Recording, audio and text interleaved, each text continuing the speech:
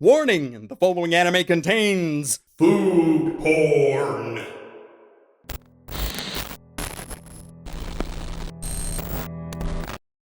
I really cannot describe this show any other way. It's food porn. Sure, there's cooking involved, rivalries, competition, but underneath it all, it's just pure, unadulterated food porn. Of course, that's not a bad thing, unless, of course, you're watching it without having eaten anything, or what you did eat was just a box of mac and cheese with some fancy-ish but cheap spices on it to make it feel like you weren't just eating any old mac and cheese. Yes, my diet sucks. I realize this. Let's move on. Food Wars is the kind of show that I haven't seen in a while. It combines the miracle rookie with a bunch of different competition tropes that used to be really popular back in the day. Granted, our main character Yukihara is not technically a rookie. Despite being only high school age, he has been working at his father's restaurant for many years. I only label him as a stereotypical miracle rookie because, like Takfumi from Initial D, his peers view him as someone who just came out of nowhere with all these amazing skills. While he cannot match the culinary skills of his father, in the first 3 episodes that I watched for this first reaction, nobody was left unimpressed by his food. Well, except the stuck-up tsundere, "Oh, look at me, I'm a goddess of food." But even she was impressed, if only inwardly. The plot is rather simple. Yukihara's father decides to close down their family restaurant so that he can go on a worldwide cooking tour by himself, and sends his son to a prestigious culinary academy so that he can be better trained.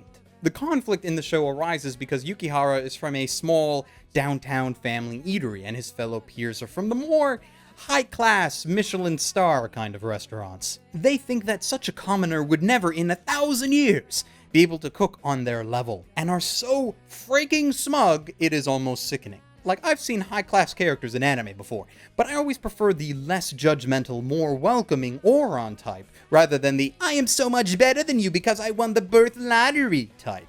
So far, in just 3 episodes, he hasn't made it very far, though he has impressed the resident godly skilled senior student, the aforementioned tsundere I mentioned, and has gone about attempting to prove that even when you attempt to sabotage his dishes to get him expelled, he is still somehow able to turn it into a win. My biggest problem with the show, however, would be Yukihara himself. As much as I hate the cockiness of his peers, he himself is not much better in most cases, taking the time to gloat whenever possible and going the extra mile to show off. It's not necessarily a personality trait that I like to see in this kind of scenario. When faced with massive amounts of smug, one should be humble. Sure, it's okay to be frustrated by it, but doing the same thing back at them only makes the situation worse. And that's really my problem. I don't want to cheer for him.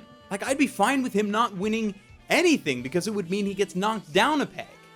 Like, it's unlikely that that's gonna happen, but I could hope for some semblance of an impact. Where I see this show going at present is him continually fighting challenge after challenge and overcoming all of them. Though I do expect him to fail once, but by some kind of plot MacGuffin, not actually have that failure be all that devastating.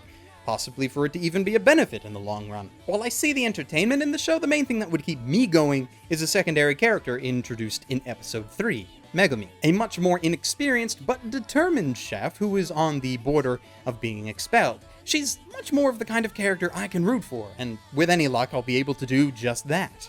So bottom line, is this show worth watching? For the most part, no, it's entirely skippable. Like, it has its moments, sure, and it is possible that this first 3-episode test just totally fails, and it gets absolutely amazing as the show continues on. Like, it does have potential. That only matters if it actually does anything with it. You know, take this burning meat of a show and make a wonderful dish out of it.